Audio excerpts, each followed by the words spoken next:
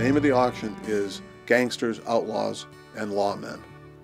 And it consists of over 100 pieces, many museum quality items, many pieces that have never been on the market. These items come up for sale once in a generation. The inevitable end. Here is Clyde Barrow and Bonnie Parker, who died as they lived, by the gun. The key items for this is built around an incredible collection of Bonnie and Clyde guns and other artifacts. The cult following of Bonnie and Clyde has absolutely amazed me. Clyde Barrow's mania, his guns, spiked at last by the law. A lot of people have asked us, well, aren't these part of a crime scene investigation? Well, no, in those days, these items were allowed to be kept by the posse members as part of their service in tracking down these outlaws. For example, you can bid on the actual gun that was in the waistband of Clyde Barrow at the time of his death. This is Clyde Barrow's 1911 Colt 45 that was taken by Frank Hamer from Clyde Barrow's waist belt. The leader of the posse, Frank Hamer, called his superior, Lee Simmons, and asked, "What do I do with all the stuff in the car?" And Lee Simmons told Frank Hamer, "Frank, take what you want, give the rest to the boys." Another fascinating gun that we have from the death car is Bonnie Parker's .38 Detective Special that Frank Hamer says he discovered taped to her thigh with medical tape after the ambush. Frank Hamer, the posse leader, tells us why this gun was taped to Bonnie Parker's thigh, because she would have kept it where he said no gentleman would dare search. It comes with a little note where Frank says to his friend who he gave the gun to, "Buster, hold on to this." Bonnie was squatting on it. Frank, an amazing piece, very famous gun, one of the few that you can directly attribute to Bonnie Parker.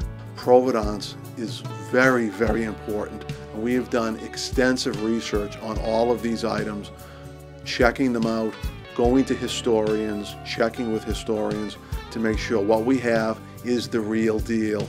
I'm L.J. Boots Hinton, and I'm the conservator of the Bonnie and Clyde Ambush Museum in Gibbsland, Louisiana.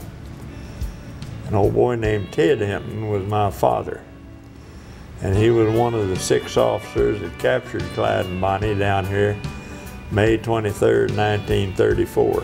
I know what they're going through authenticating this stuff and getting the provenance and all that. And it's been a pleasure to help them by providing the provenance on a bunch of this stuff. The Barrow and Parker death car. Every one of these holes was made by the steel-jacketed bullets from the high-powered rifles in the hands of the officers. Some of the things that were taken out of the car were Bonnie Parker's makeup kit. And we have a group lot of things that were scooped out of the bottom of the car, including a little screwdriver, a piece of sunglasses, a bullet, an aspirin case, and most remarkably, a silk stocking that belonged to Bonnie Parker. An incredible find. We have a 1921 Morgan silver dollar that was removed from Clyde Barrow's jacket by posse member Ted Hinton. Ted found these 2 silver dollars in Clyde's coat, which had been hanging on the back of the front seat between Clyde and Bonnie. He sold it to an old boy there in Dallas, and this coin followed a circuitous route. It surfaced again here about 3-4 months ago. It is one of Ted's silver dollars. This collection is once in a generation. There's a story behind each of these items in this gangster, outlaw, and lawmen auction. We've got an incredible gun called the Fitzgerald that's attributed to Clyde Barrow.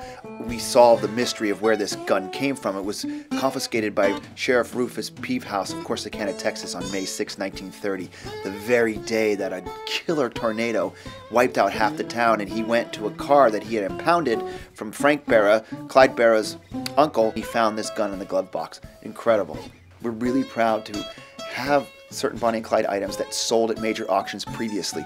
One of them is this handwritten letter from Clyde Barrow to his brother L.C. that Marie Barrow sold herself in 1997. It's an incredible picture. If you can see it has he calls it their little home, but you can see it's up on stilts on the water, one of their hideouts. And on the back, he writes a great little letter to his brother L.C. and he signs it Bud.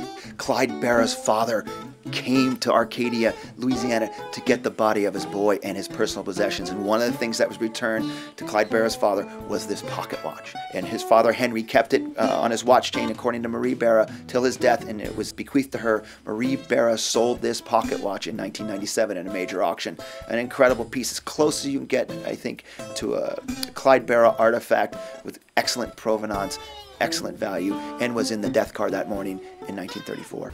RR is, hey, I got news for you. They're acting as a pretty good historian in this deal because they're digging. There's many museum quality pieces, one-of-a-kind type items that cover about 100 years of outlaws, gangsters, and lawmen. And it includes Al Capone, John Dillinger, Lucky Luciano. We have Lucky Luciano's humidor that sold at Butterfield's. An incredible, authentic piece that belonged to Luciano, and it still has Cuban cigars in it. It's got poker chips, and it's so iconic and a fantastic piece that relates right to Lucky Luciano. We've got a fantastic letter that John Dillinger wrote when he was in prison in Indiana, asking for a transfer, the warden to transfer him from one department to the other.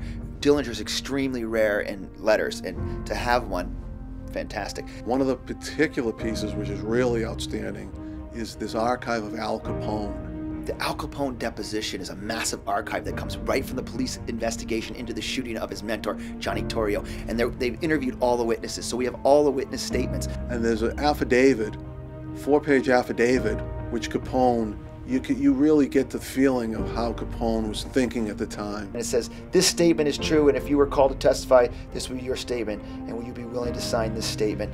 Yes, sir. Do you know Mike Merlo? Yes, I did know him. He's dead.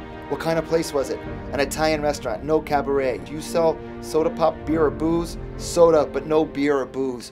Alphonse Capone. Also in the Capone section is an incredible song that he wrote while he was in prison for tax evasion. He became a songwriter, and we have one of his songs, again signed Alphonse Capone. One of the great mob figures was Meyer Lansky. And when you think of mobsters and the way they dressed, we've got an incredible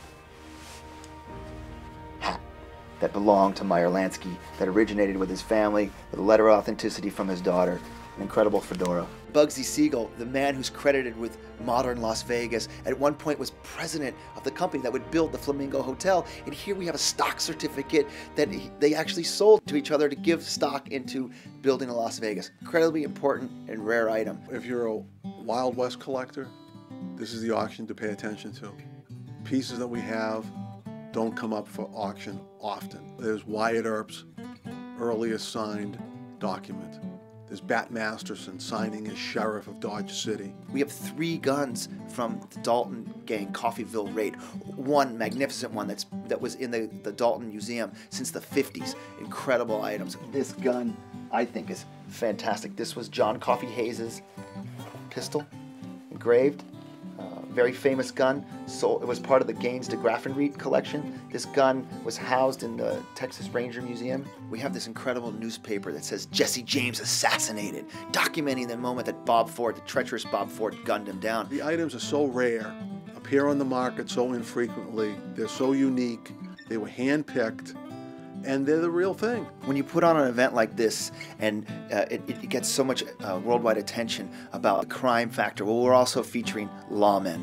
And one of the things that we're doing is we're going to donate some of the proceeds from the auction to the National Law Enforcement Officers Memorial Fund in Washington, D.C. We're very proud to be able to give something to commemorate the lives lost in the pursuit of these major crime figures. And just to step it up one more level, we're going to do a live event. I think that it's going to propel us to an even higher level within our industry. The live auction gives us a great opportunity to build excitement into the room, and we sell each lot one by one. But also, you don't have to be there. You can request a phone call, and we'll call you when your lots that you want to bid on are available, or you can go right to our website and bid online and watch it live stream on video and place your bids live. And it's just giving another way to create remarkable results.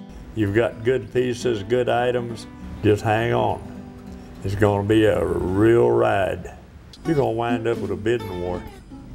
It's going to be a Lulu. Instead you say, well, that'll take the rag off the bush. And I'll guarantee you that this one will. The result